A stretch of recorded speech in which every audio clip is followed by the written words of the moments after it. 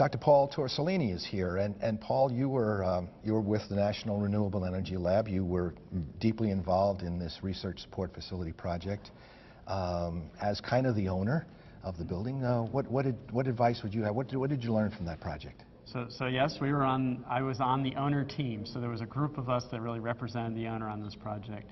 I think probably one of the biggest things I learned was, as an owner, set the goals, set them to be measurable, and let the design team and the contractor run with it. They will rise to the challenge, and they will meet it. Mm-hmm. Do you think you really have to, did you have to push them, or did you just say, we're giving you the opportunity here?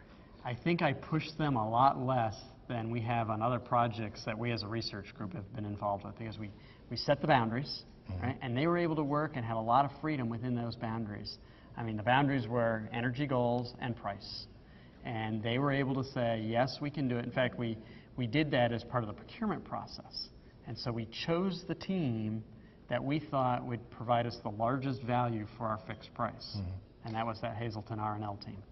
And the building itself is essentially an office building. Mm-hmm. Even though it's in a research campus, it's an office space. Tell us about the pricing on it. How did it come out in terms of cost and cost per square foot and so forth? So the first part is that it's a normal government procurement process where Congress gives us a chunk of money, they give us some guidelines on mission for that building. We added the energy overlay after the fact. And so it had to go through the congressional budgeting process and all the scrutiny there. When all is said and done, and we compare it with other buildings in the Denver metro area, go through other information sources on building data, looked at the contractor and other buildings they had built, it is right in the middle. And so, it's not, high end, it's not incredibly low end, but it met a fixed budget, and we got the energy efficiency out of that. So from our point of view, we got energy efficiency with really no additional cost. How duplicable do you think this process is, and how much rollout opportunity is there for this kind of building? I think there's a lot. I think, and from our point of view, a lot of it is the process, right? In setting those goals, writing a document up front that really outlines, what the expectation is of the owner, mm-hmm. but not having any solutions. I mean, when we put out the RFP, it's probably one of the few RFPs that's been put out there that didn't have any drawings, didn't have any figures. It was all words that said what we expected performance-wise out of this building. And it wasn't just energy, it was acoustics and space planning and kind of the expectations. Must have been hard for a bunch of engineers and very smart people with PhDs like yourself to kind of give that up. There's a couple pieces. I was just one of the team, right? And we did have some outside expertise come in and help us write that RFP. I actually found it very invigorating, because you could go to a design meeting and listen to the team come together, listen to them integrate, listen to them solve their own problems, because they were on the hook mm-hmm. to do it.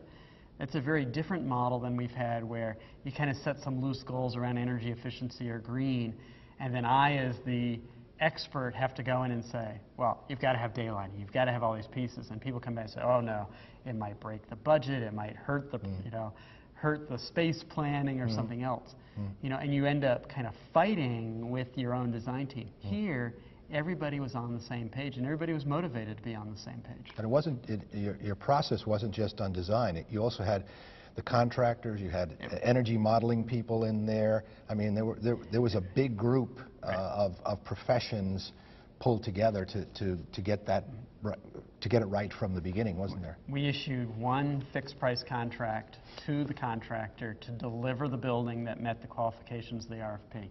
He was responsible then for getting the expertise he needed to the table to do that. So that was the architect, that was the engineer, which included the energy modeling, et cetera. He brought that engineering team on very early in the process. And they actually sketched out, what kinds of things they needed to meet that energy goal. Mm-hmm. Even, while they were competing. I mean, one of the questions was, well, if it's not possible, why would we even invest in competing for a project like this? Mm-hmm. So the engineer had to convince them up front, and the architect then, that in some ways they may think it was limiting, but I think if you ask them, it was really very freeing, because it gave them some parameters, and then they could work their architectural magic to get us a beautiful building that people would like and meet the energy goal. And people are finding the building to service them well, and they're enjoying the experience there? As near as we can tell. You know, we've done some concrete measurements. We know we're on target energy-wise. We know we're meeting our daylight qualification, specifications.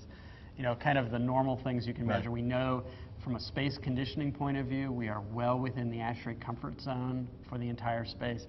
You know, compare that to a traditional office building, and we're light years ahead of that.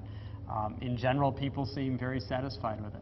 Like any new building, we do have a couple of tweaks, and there's some issues, and some equipment has failed early on that's been replaced under warranty. But in general, as the owner, we're very satisfied with the project. Well, you've won an award from the American Institute of Architects Committee on the Environment, COTE Award, Code Award, and you've also won one from us at Building Design and Construction for your in our Building Team Award. So congratulations! Thank you. One of our 2 platinum winners this year. Congratulations. Thanks.